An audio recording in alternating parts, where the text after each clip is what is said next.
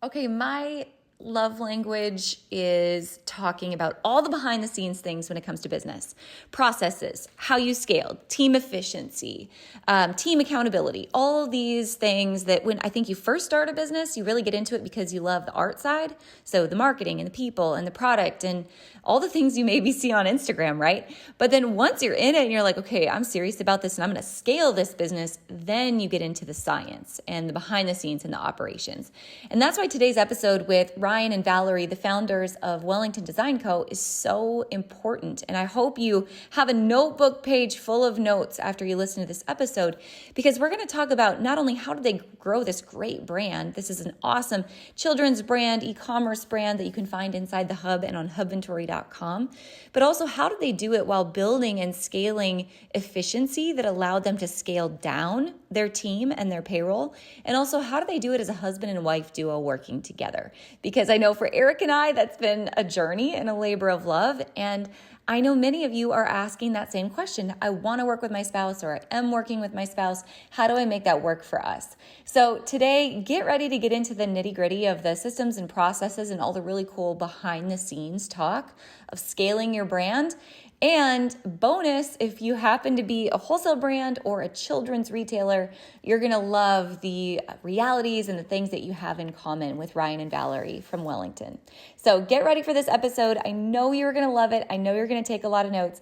Plus, if you happen to be catching this episode live as it's dropping this week, remember this is Kids Week on hubventory.com, our very own wholesale marketplace here at the Hub. And Wellington happens to be featured with exclusive product just for Hubventory shoppers on hubventory.com. So be sure to give them a follow on Hubventory and check out all your wholesale favorites each and every week, but this week specifically for children's brands and children's retailers.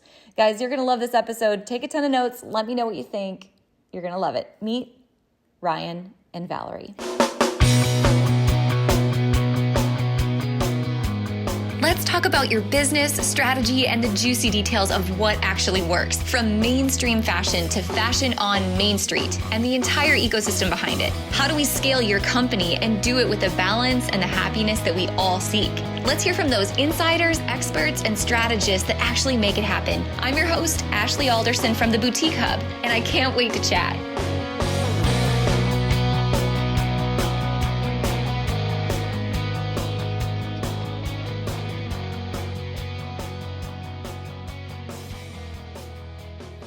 Welcome back to the show this week. I have double trouble on the show today. Man, I love it when I get 2-for-1s like this, you guys. It's going to be so good. Ryan and Valerie are joining me today, and I'm so excited because number one, we get to talk about children's, which we don't always get to talk about on the show, and we get to talk about both wholesale and retail, and we're going to have an opportunity to talk about working with your spouse, which I'm sure you guys are ready to write a book about by now. We could. I love it. We're going to deep dive into all of it. So Ryan and Valerie, why don't you guys start? I would love to hear your journey from the beginning. What brought you guys into starting Wellington and starting your own line? So we started in 2018. I had gotten a die cutting machine and I was making t-shirts and designing them. And I was making them for our family, like him and the kids. And finally he was like, listen, stop. You cannot make any more shirts. We don't need any more. So he encouraged me to start an Etsy shop. So I did that. And it went really well to the point where it was just us working it. But we were like cutting and pressing shirts in our living room until like 1 o'clock in the morning every night. It was too much. But then, as if that wasn't enough, I asked him what his thoughts were about kind of transitioning into like a full-blown children's boutique online. And we would still do our t-shirts, but sell, bring in other vendors. And he said that would be fine. Let's give it a try. He's very supportive, which was good. So we started, we kind of morphed into that children's boutique. We were online only. We did pop-ups. Pop-ups went really well. But then I realized I missed the designing piece because I wasn't doing as much. I was just like selling the designs I had already made, but I wasn't creating. So I got it in my head that I would like to try to design children's clothing. again, I was like, hey, what do you think if I find a factory? And like, I can't believe he did not think I was crazy. Oh, there was a little bit of your crazy in there. A Well, little you bit. didn't share that with me. He was very supportive. I found a factory I wanted to work with. We sampled quite a few, got, samples, things like that, found one that we liked and kind of went from there. My thought was that I would design some pieces. We had created a Facebook group. I had a really cool network of other children's boutique owners. Mhm. And I was just like, hey, this is what we're going to do. I'm going to design some things. We'll put them here. And then whatever doesn't sell, I'm going to sell in my retail boutique. Um, Everything was selling out on the Facebook group before I could really bring it into my retail side. So we're like, okay, I think we have something here. Um, we launched that in January of 2020, which had we known what was coming, I probably wouldn't have. But thankfully through COVID, we had product, like somehow managed to not run out of things, Mhm. which actually brought us more customers because they were able to get things from us when other vendors couldn't ship.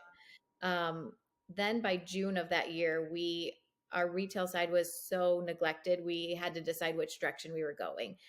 So we jumped in with both feet into the wholesale world and kind of didn't look back. And then we kind of grew organically. We joined the hub and used that for posting, marketing to boutique owners that way. And then in January or June of 2022, we joined the Kids World Studio at Dallas Market Center. So we are just this June market will be our 1 year there. So yeah. That's amazing. That's quite a ride, an organic ride. Take me back though.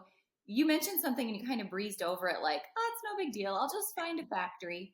I'll just manufacture a children's line.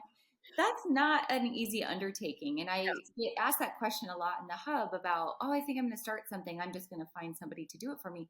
But there's so much back and forth and quality control and just finding a vendor that you trust. Talk Yes. to me about that process and what you learned, what you would do again and what you might do different. Well, the ordering is a lot him now. As far as like finding the factory, it was a lot of trial and error. Like Mhm. if I heard of a factory, I mean, I would order samples. There were so many that when they came, we were like, this is not going to work. And my background, neither one of us have a background in like fashion industry. So this was a whole learning curve completely, even like how to communicate with the factory and things like that. So Yeah. So the one piece that was impressive to me for her is she was extremely organized on that front side. So when she's reaching out to factories and getting stuff shipped, when the items arrived, she knew what it was supposed to be, who it came from, what the expectation was, what the price points were for everything, evaluating whether or not if we were to turn it wholesale, what could we mark it up as, what could we sell it to retailers as. And I kind of just watched that whole thing go and allowed her to run with that piece of it. And I think without that organization and patience, we would have never had the opportunity to do it. Because it took, I mean, I want to say it took 6 to 8 months to even get to the point where we were comfortable with an initial factory producing some product that she would have designed. And then it took an additional probably 3-ish months to get those products in. And we actually determined, I think the first factory we went to for manufacturing, we just kicked them out. Just the Mhm. communication completely fell off after we launched and agreed to go with them, and just issues arose. So there's a piece of patience that she's a very patient person. I am not. So had I been dealing with that, we would have failed initially. But also the Val is just a process driven person. She likes to know what she's doing and like how she's going to get there before she goes and does it. It's yes. the most annoying thing ever because I'm more of a fly by the seat of your pants. And she's like, wait. So I think that was the piece to me that I observed that was pretty neat. So Thanks. That's awesome. Val, talk to me about, because you're a process person, when you started to scale organically in the company, you're like, oh man, I've got legs here, right? We've got to go back and order more. Talk to me about how you analyzed and made decisions on expanding the line, going deeper in production in the line. And you kind of have some unique um, viewpoints, I would say, with how you even cap the designs in your line. Yeah. Talk to me about how you like systematically made those decisions to protect yourself as you scaled, because you can scale too fast. You can scale and it be total fire, but you didn't. Talk to me about how you managed it. Well, I kind of, like Ryan said, like I am kind of the visionary. So I had told him, I said, I want to find a factory, and I think it'd be really cool if, as a wholesale company, we could offer product like almost every day. We found we were connected to a lot of online boutiques. In the beginning, we didn't have many brick and mortars that we were selling to. We were selling to a lot of online they were relying on posting on social media. So I told him, I'm like, I think it'd be really cool if we had something where every day we're giving them something new to post, and we've got new product to go along with that. So that was my vision. And then I handed it off to him, and he does all of the like logistics. He has scaled the company. I just like throw out ideas and he like runs with them. Well, So to a point. So Val defined, when I say she's process driven, she says, this is what I want to do. This is how I want to do it. And then we'll actually write out and document what we're going to do. I'm big on work instructions 100%. and like detailed how to do things. So I still remember sitting on our couch and she said, I really wish we could do this. I said, okay, write it out.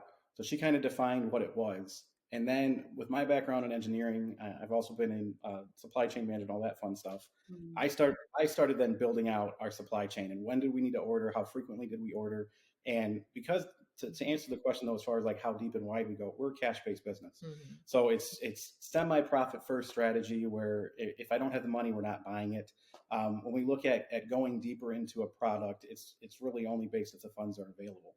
But it's all in support of the vision and process that she has outlined, to make sure we can support that need for her. And it became easy on the front side because we were a little conservative, and our sell-through was fantastic.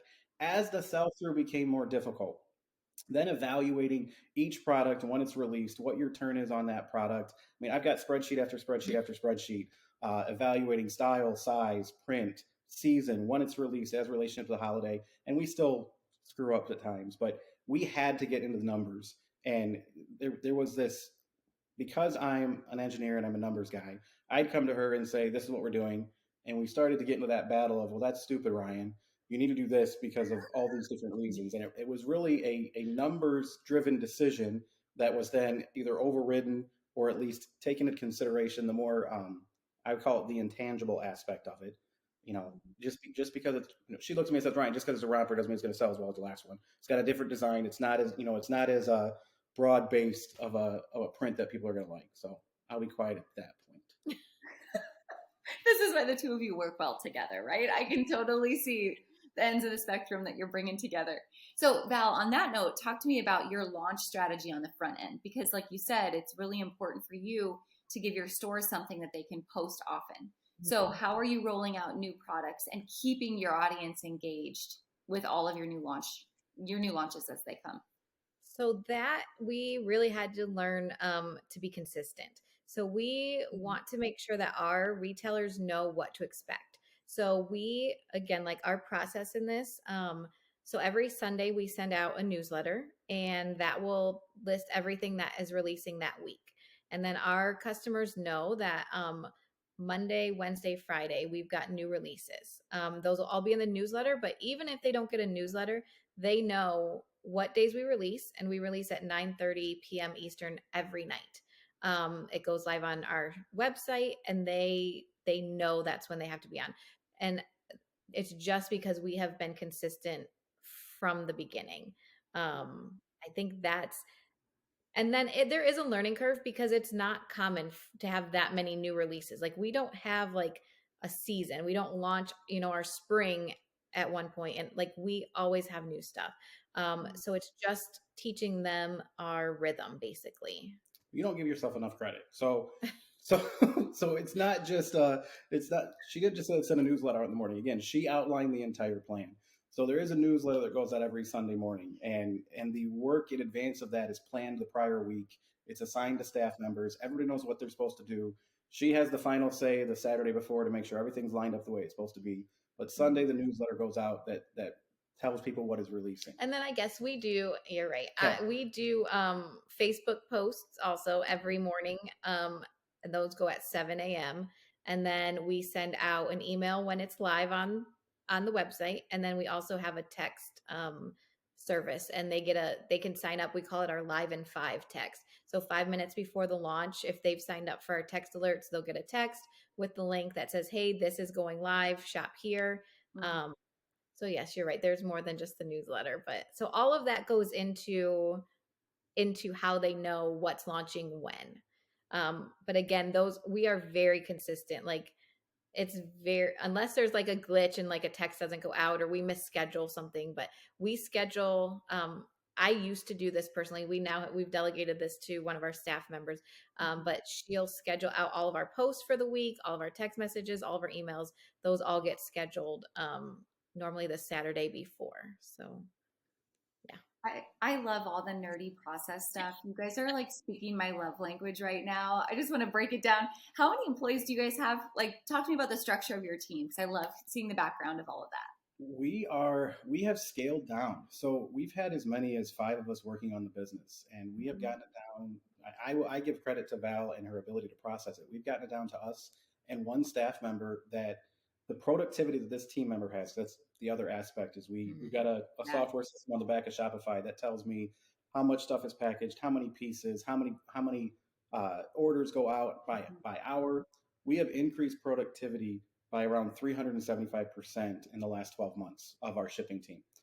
It's not just us. The young lady She's who works for us, amazing. I would never give up for anything. But we are actually shipping more product than we have in years past with less staff members. We ship out a few thousand pieces a month, a week, excuse me, on a pretty regular basis. And she's able to do that in addition to about 90% of the stuff that Val used to do. Val has been able to step back and really step more into that visionary role and creative role. And that's where she spends the vast majority of her time now.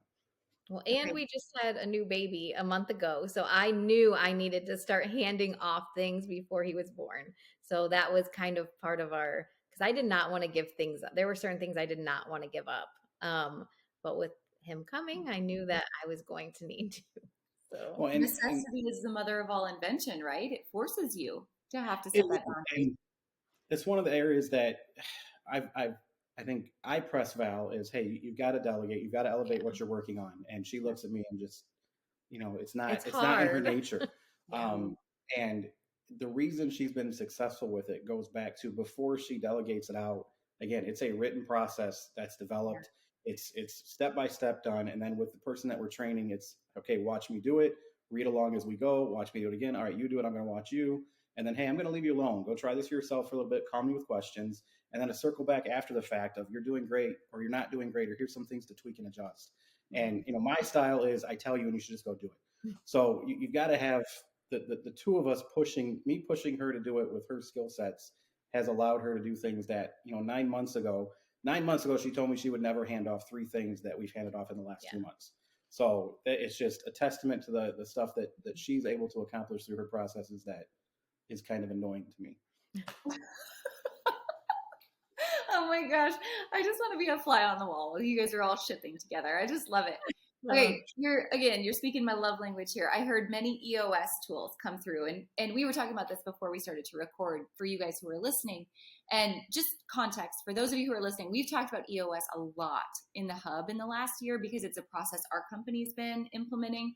And Ryan, I know you've been involved with EOS as well. So just help me understand, how have you guys taken EOS and put it to work in your company? And then Val, of course, I'm going to ask you the how. Like, how did you hand those things off? What did you hand off? Tell me more about your processes, because I deal with hundreds and thousands of burnt out boutique owners and wholesalers every day that want to hand things off, but are scared to or don't know where to start. So probably the most condensed version of it was us taking a look at the bigger picture of what we were trying to accomplish and what our goals were, not only for the company, but individually.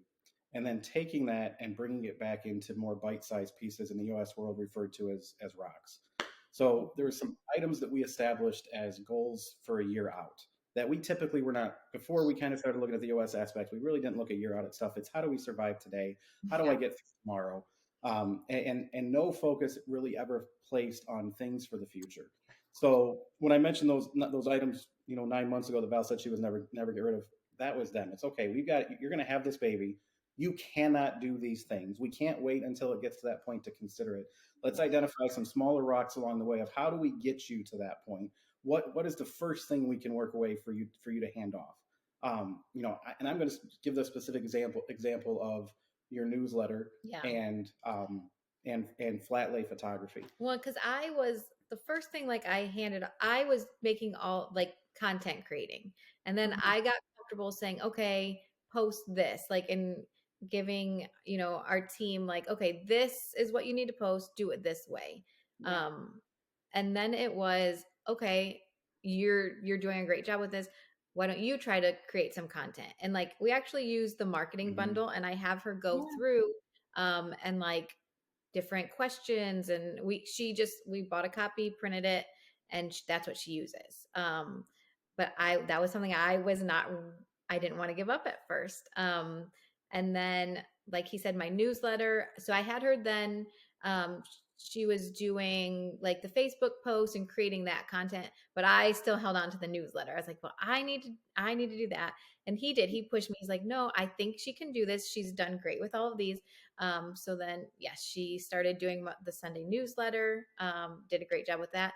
And then the last thing I gave up was I have taken all of our flat lays, from the beginning, because I wanted them to look, again, consistent. Like I wanted a look that if you saw a picture, you knew it was ours.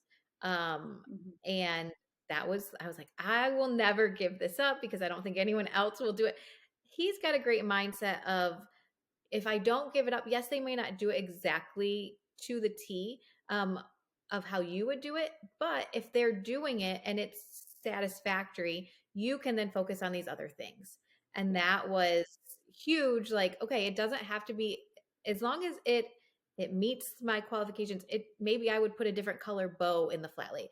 That doesn't matter. Let her do it so that I can focus on other things that are a higher level and more difficult, more important. So he's great at pushing me, because otherwise I would be the one stuck in the rut. Like, I can't give any of this up. Like, no one will do it as well as I do it, But in order to accomplish it, we couldn't sit here and say, all right, we're going to have a baby in 9 months. You have to be done. Right. We had to go in and view it from that EOS mindset of what are we going to set up as these rocks for the next 3 months? And if we lay out the next 9 months, can we get there? Can we accomplish it in smaller bites and pieces? I think the other aspect of EOS is that quarterly look back, where we're taking a more intentional time frame quarterly, saying what did we screw up so badly that we never want to screw up again? What did we get out of the park that we could have had out of the park better? And spending some time to focus on that. And I think lastly was really establishing metrics that can be tracked, that have value. So not just, hey, what are my sales? Great, we had a great month. What does that, what does that actually mean? Does that really matter to us? Is that determining whether we're successful or not? There's so many other metrics that I think really are better future indicators of how we're going to perform, as opposed to just a backward look, that we were able to sit down and identify several. And the first time we did it, we got so many wrong, it was laughable. But going through it a second and a third time and going through the iteration really has gotten to the point where we've got some metrics now that are a good indication both on our cost and on our future expectation of sales, which then feeds back into what we buy going forward. So. Do you sell children's clothing in your store? Well, if so, I want to invite you to our themed week on Hubventory this week so you can check out all of our favorite kids' clothing brands, shop specials and Hub member discounts, plus exclusives from brands that you love right on Hubventory. If you haven't been shopping and planning boards and planning collections on Hubventory yet, it's a whole new way to wholesale. So join us this week for Kids Week on Hubventory.com. A great V and I relationship, visionary and integrator relationship. But I have to give you guys credit. Not only did you have a baby, you had a baby that went to the NICU. Yes. Oh, correct? All of our go to the NICU. All of them do. This was our longest stint, though. How long were we there with Case? 13 days. 13 days. So yeah. Wow. But all good. Everybody's home. Yeah. Well, and again, the business continued to run, and it was because of that work, that the groundwork that was laid in Because advance. we were offline, I mean, quite a bit. So he was like sleeping in the NICU with the baby, like he didn't leave. So did all the feedings, all of it. So we were very much like, It will never be said I did not change a diaper. I still have the diaper record going in this family, at least for a few more weeks, I think. oh, that's really true. Oh, I love it, you guys. All right, so one more background question on that, because we talked about the processes and just, the ability to like weed your way back and say no. But I think this is important. What is your like communication, like the technology that you use for communication, organization, and processes? Because it's one thing to say I'm going to document these processes or I'm going to train someone on how to do something, but what's the technology you also use to implement those things? We don't. What? We You don't. don't give yourself any credit. Go ahead.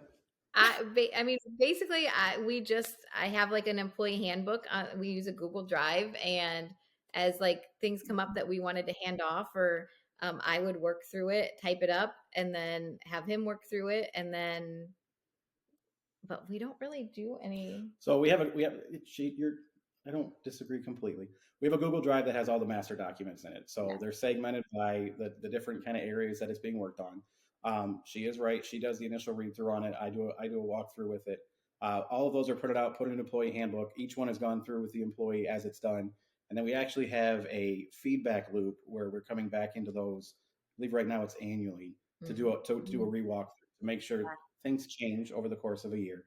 So not anything crazy sophisticated, but it's available anywhere, any place, anytime, because it's on our Google Drive. Yeah. And then there's hard copies available for the employees. And we've instructed all of the employees that we've had, hey, if there's something in here that's incorrect, mark this piece of paper up and let us know, because you're the one that's on the front line working on this. We know things change. Let us know so that we can update it and make sure the next person that rolls in here is set to go. So not anything crazy, but I refer to it as it's still some controls in place that's better than nothing. That's not sophisticated. Like we're not. No, but I'm glad that you answered the question that way, honestly, because what you just said is very simple. It's very manageable. And I think people need to take away from what you just said, this part. Yes, you have everything in Google Drive, but the second step in the process, we call this in the boutique TTRR, train, test, review, repeat. And that's the part, like anyone can create a Google Doc and put it in there, right? But if you don't TTRR and if you don't do your annual feedback loop, it's all for naught. It's just a document that's sitting on a shelf collecting dust. So what you demonstrated was doable. Anybody who's listening today can implement that same process and have it be effective. So I appreciate that. One other thing you guys had mentioned to me a while ago that was maybe challenging for you, but I think it's also challenging for a lot of listeners today, is the ability to say no. And clearly in this process, you've had to say no to a lot of things to say yes to others. So how do you delineate what to say yes to, what to say no to, and what you're going to set probably even as your next quarterly rocks based on what you say yes and no to? This is not good for me because I am one that will say yes to everything. Really, like, especially because our business model is different than others.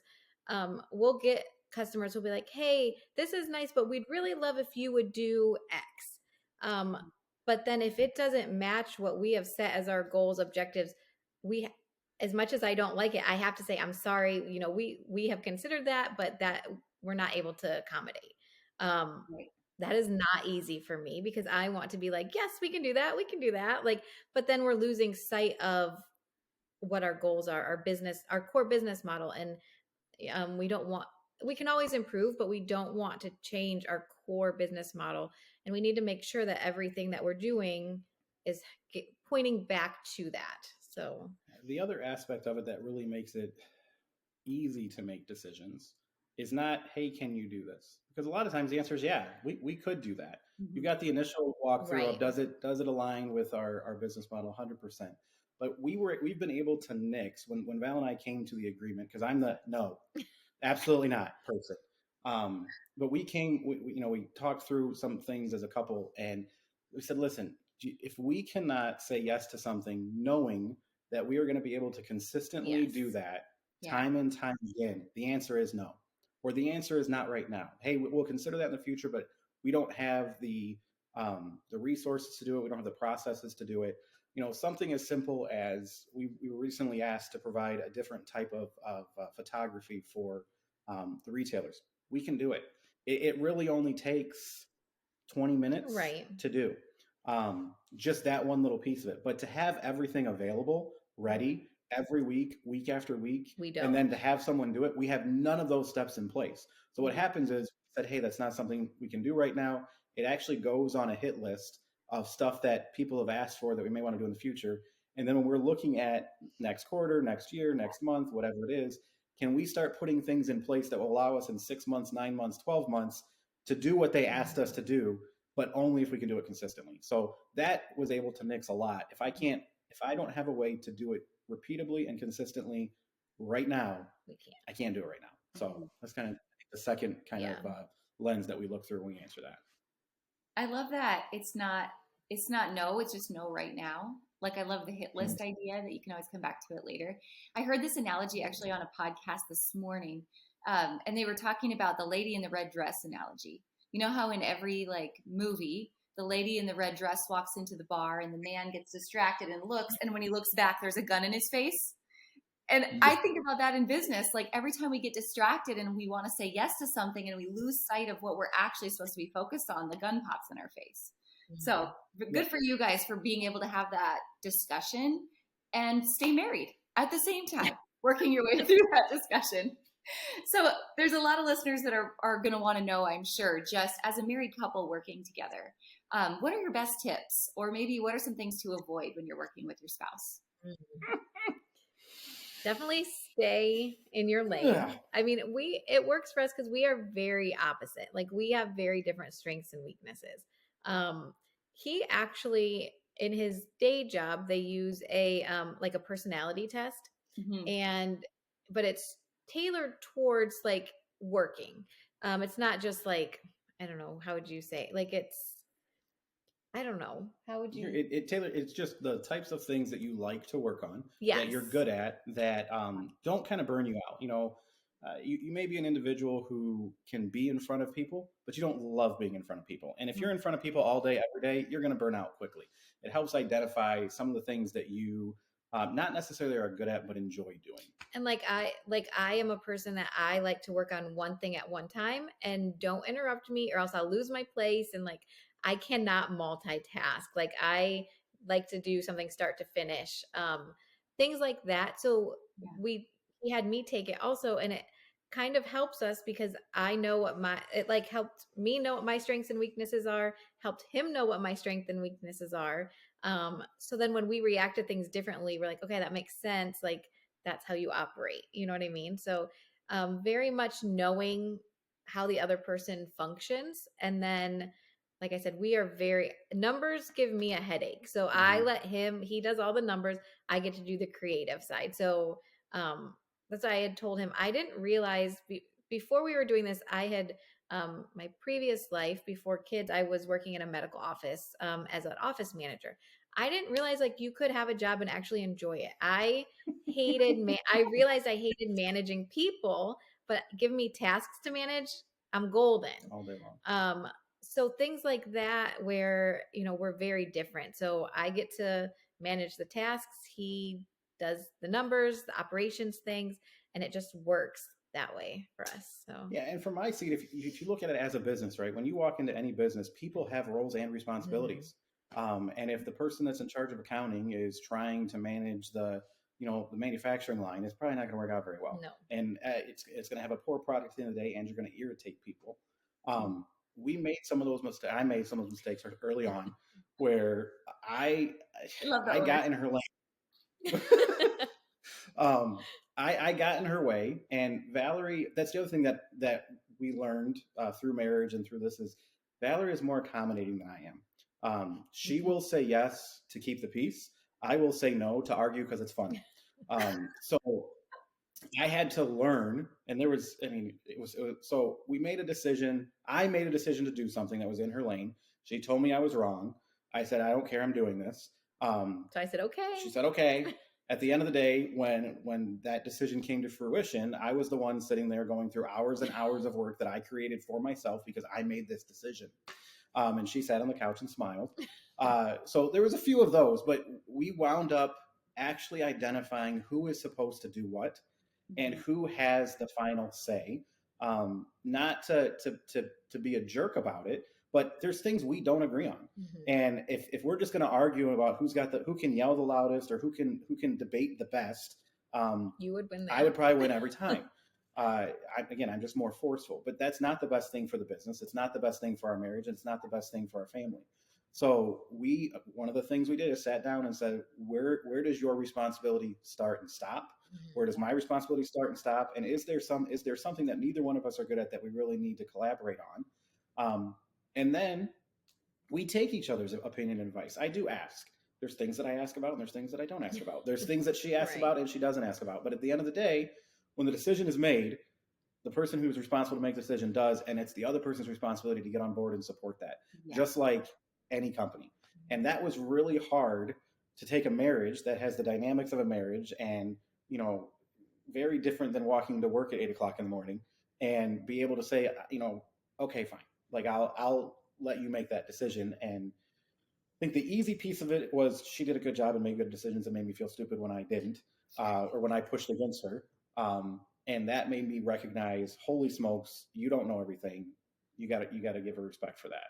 And that was, for me, one of the hardest things. But now looking back, I was an idiot. So Valerie's like, and I'm going to just play that part of the podcast on repeat. 100%. So, but it's true. I mean, it's true. So I'll get off that soapbox now. So many admissions. This is so powerful.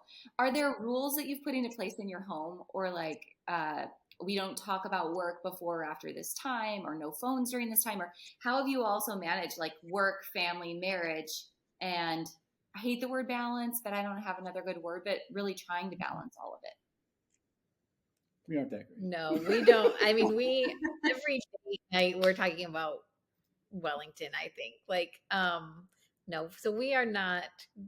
I'm probably more so I'll be like, okay, put your phone down for a little bit. But then there's times where I'm the one with my face in my phone. So we have not mastered that. So, but we've done a few. So we are not good at it.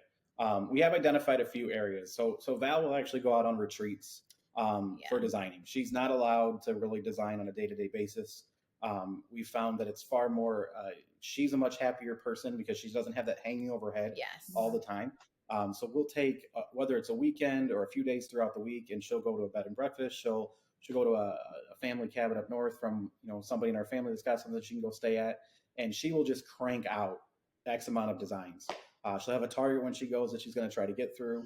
And that allowed her, I think that was the first reclaiming of time. Yes, that's true. Was to go do that. Then when you come back, you can focus on being a mom.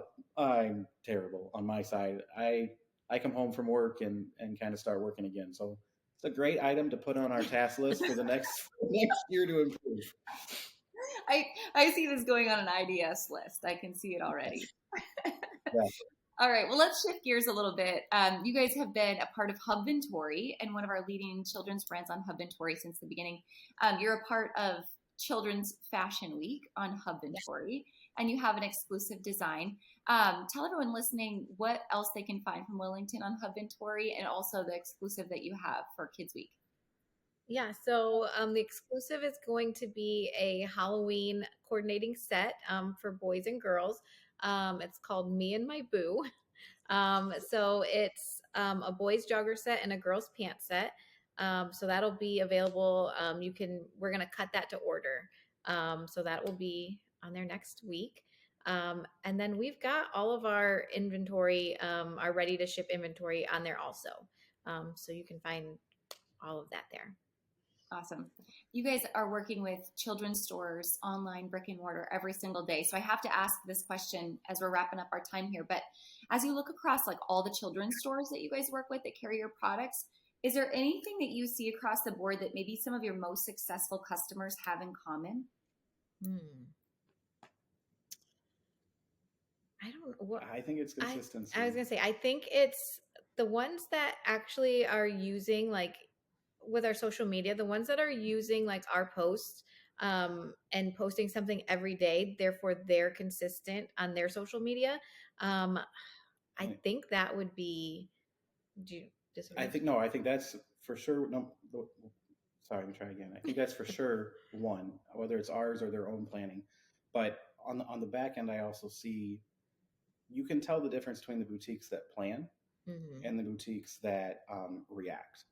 And the boutiques that react and they see something they think is cute, so they grab 2-3 runs of it. We have a D-stash page, and I'll monitor that and go through it, and you'll see that reactionary purchase. And while hey, yeah, it's great, it's fantastic, you bought stuff from me, but at the end of the day, the boutique that's planning and says, hey, I know I need to get 2 Americana collections this year, and I need 2 runs, and if I sell through, maybe I'll go back and get something else, but that's my limit. That's what I'm going to get from WDC. Those are the boutiques that we see, that I have seen grow over the last 18 months. And I've seen the orders have increased, but you can tell it's just a little bit more intentional, and you don't see that D-stash a week or a month or two later. And I think that's one of the hardest things to do, is to discipline yourself to actually plan. So I would throw that one up there. Yeah, what I would agree. Those are both so good. And I echo that. And I don't think it even matters if your children's, really, because I think that's the same across specialty, beauty, apparel, lifestyle. That consistency in social media and planning and inventory and knowing your numbers are just critical. The interesting thing, and I'm curious your thoughts on this, because Valerie, I know you make your social media posts available to your customers.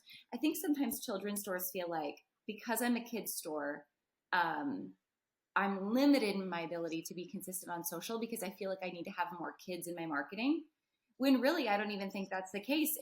There needs to be a figurehead of your brand. It's really you, the curator of your brand, that needs to be consistent in your marketing. And yes, kids are your models and they can be a part of it, but you're not limited by that. It doesn't have to be kids every single day. It's you as the curator.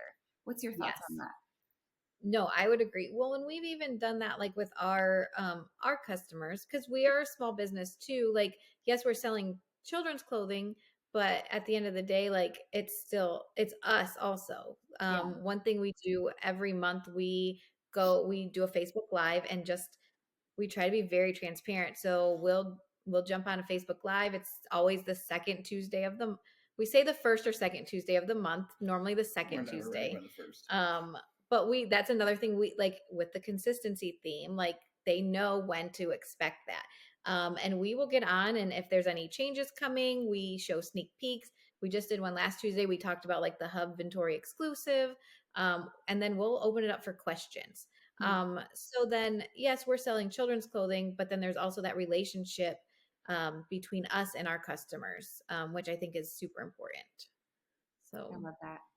Well, you guys have talked about so many valuable topics today. Thank you so much for spending your time. I have one final question before you both jump off. And I love this topic. We talk about this with all of our guests on the podcast because I just really believe our purpose for being here is not just to sell clothes, right? It's not just to sell widgets. We have such a greater purpose on this earth. And as you think about the business that you guys are creating together and the lives that you're touching, I want you to fast forward with your kids 30 years from now, and you're sitting on a front porch and you're looking back at this whole journey that you've been on together, this wild ride, and you're talking to your grandkids about this journey. What's the thing that you really want them to remember most about the both of you and this life that you've lived together?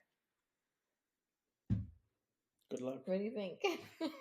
I think for me, I don't even know that it'll be business oriented. It'll be family oriented. I want them to know like that I pointed them to the Lord, that I was authentic. And I would love that they would look back at like our marriage as like, oh, that's what I want. A good example of like a partnership marriage, not like, oh, I don't want to get married ever because this example, so I think that's it for me. I don't know. I mean, the only thing I would add to it is, our faith is very important to us. We're very active in our church. And the most important legacy I can leave to my kids is I would love to see my kids and my grandkids actively living their faith out. And they have to make decisions, and they're their own people. But that's the legacy that I want to leave for the rest of the world. Yeah, I'd love WDC to be fantastic and grow to be something crazy. But at the end of the day, that's not the most important thing to us. So hopefully that answers your question. I love it. Well done, guys. Thank you so much. It's so good to see you both and meet you both. You guys that are listening today, you can catch this podcast, of course, everywhere podcasts are at, but also the video version of this podcast on YouTube. Ryan, Valerie, again, thank you so much for your time today, and thanks for being a part of our community at the Hub. Yes, thank you so much.